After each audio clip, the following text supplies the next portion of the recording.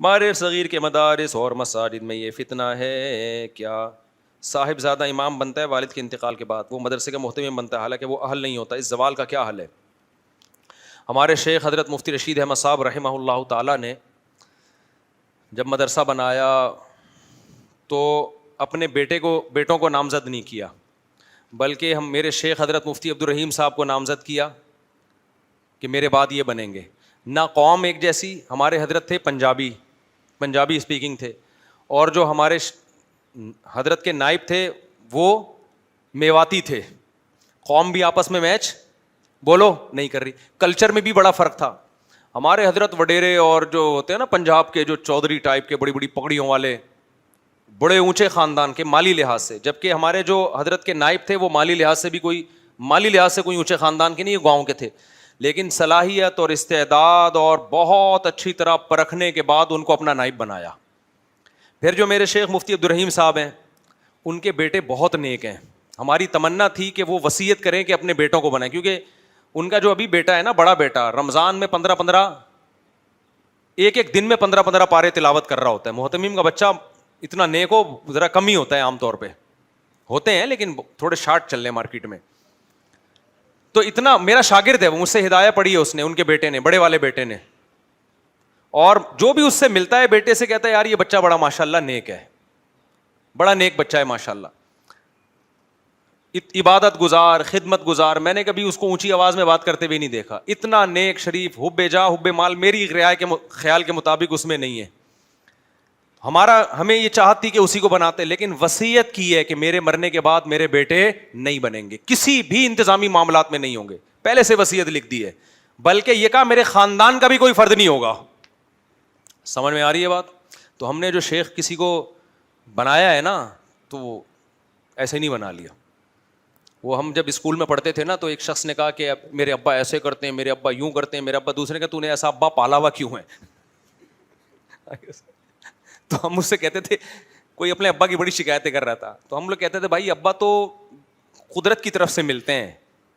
تو وہ تو جیسے بھی ہوں برداشت کرنا ہے، ابا ہے نا، لیکن شیخ جو ہے انسان خود سلیکٹ کرتا ہے، وہ قدرت کی طرف سے نہیں ملتا۔ شیخ آڑا ترشا ہوگا تو مرید سے سوال کیا جائے گا بھائی یہ تو تیرا انتخاب تھا نا، ابا تو جو اللہ نے دے دیے وہ جو ہو گئے وہ برداشت کرو آپ، ٹھیک ہے نا۔ شیخ جس کو آپ بناتے ہو، پیر و مرشد جس کو آپ بناتے ہو، وہ اللہ نہیں بناتا، وہ آپ اپنے اختیار سے سلیکٹ کرتے ہو۔ تو ہم نے جس کو اپنے اختیار سے شیخ بنایا ہے نا، تو ہم نے بہت کچھ دیکھا ہے، ان کے ساتھ ٹائم گزار کے ہم نے انتخاب کیا کہ یار یہ اس قابل ہیں کہ ان کو پیر و مرشد بنایا جائے۔ تو ان کا رویہ یہ ہے کہ انہوں نے پہلے سے وصیت کر دی کہ میرے خاندان کا کوئی فرد جامعۃ الرشید کی انتظامیہ میں نہیں ہوگا، پہلے سے وصیت کر دی انہوں نے۔ اور ان کے جو بھائی، اور دیکھ لیں کسی عہدے پہ نہیں ہیں، ان کے جو بڑے بھائی ہیں وہ سب سے کم درجے کی کتابیں پڑھا رہے ہیں مدرسے میں، بڑے بھائی درجہ اولیٰ کی کتابیں پڑھاتے ہیں، تو یہ بہت کم ظرف ہوتا ہے۔ لیکن اس کے باوجود بعض دفعہ ایسا ہوتا ہے کہ محتمم کا بیٹا ہی اس قابل ہوتا ہے کہ اس کو بنایا جائے۔ حضرت مفتی محمد شفیع صاحب رحمہ اللہ تعالیٰ کے دو بیٹے، حضرت مفتی رفیع عثمانی، حضرت مفتی تقی عثمانی، اگر دارالعلوم کرنگی ان دونوں کے علاوہ کسی اور کے حوالے ہوتا تو آج دارالعلوم کرنگی جس ترقی پر ہے اس ترقی پر نہ ہوتا۔ تو حضرت مفتی محمد شفیع صاحب رحمہ اللہ تعالیٰ کو لوگوں نے مشورہ دیا، ہمارے شیخ حضرت مفتی رشید احمد صاحب نے اپنے بچوں کو تو نہیں محتمم بنایا، لیکن حضرت مفتی شفیع صاحب کو حضرت نے مشورہ دیا کہ آپ اپنے دونوں بیٹوں کے حوالے کریں دارالعلوم کرنگی، کیونکہ ان دونوں میں صلاحیت تھی۔ تو وہاں یہ قاعدہ اپلائی نہیں ہوتا کہ اپنے بچوں کو کیوں بنا رہے ہیں، بھائی وہ بہت یعنی اس قابل تھے کہ ان کو بنایا جاتا۔ تو بعض دفعہ ایسا ہوتا ہے، تو ہر جگہ یہ آپ نہیں کہہ سکتے کہ محتمم نے اپنے بیٹے کو بنا دیا تو یہ غلط کیا، بعض دفعہ بیٹے میں صلاحیت ہے۔ اچھا، بعض دفعہ یہ بھی ہوتا ہے کہ پورے طور پہ بیٹے میں صلاحیت نہیں ہوتی، لیکن باپ کو یہ خطرہ ہوتا ہے کہ اگر کسی اور کو بنایا تو اختلاف بہت ہوگا، تو ایسے باصلاحیت کا کرنا کیا ہے جس پہ لوگ جمع ہی نہ ہو۔ سمجھ میں آ رہی ہے بات کہ نہیں آ رہی؟ تو اس لیے وہ کچھ فالٹ ہوتے ہیں بیٹے میں، لیکن باپ اس لیے بنا دیتا ہے کہ بھائی اس پہ لوگ کیا ہو جائیں گے، کیونکہ لوگوں کو باپ سے عقیدت ہے تو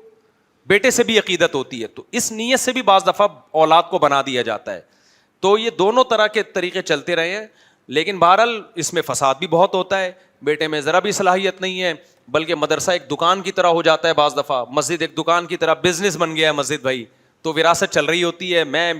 بچہ, پھر اس کے بعد بچے کا بچہ, گدی چل رہی ہوتی ہے نا جیسے گاؤں دیہاتوں میں. تو مدرسوں میں بھی ایسے بھی دونوں طرح کے مدرسے ہوتے ہیں, دونوں طرح کے محتمم ہوتے ہیں, فسادی بھی ہوتے ہیں, نیک بھی ہوتے ہیں. نیکوں کی میں نے آپ کے سامنے مثال دے دی حضرت مفتی شفیع صاحب کی, اور اپنے شیخ کی بھی مثال دے دی. انہوں نے تو وصیت کر دی میری اولاد میں اور خاندان کا بھی کوئی فرد کسی بھی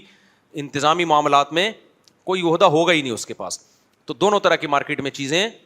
چل رہی ہیں. بہرحال اس کلچر کو ختم ہونا چاہیے. یہ اقربا پروری والا جو ہے نا, بعض دفعہ واضح پتہ چل رہا ہوتا ہے بیٹا نالائق ہے, 2 نمبر ہے,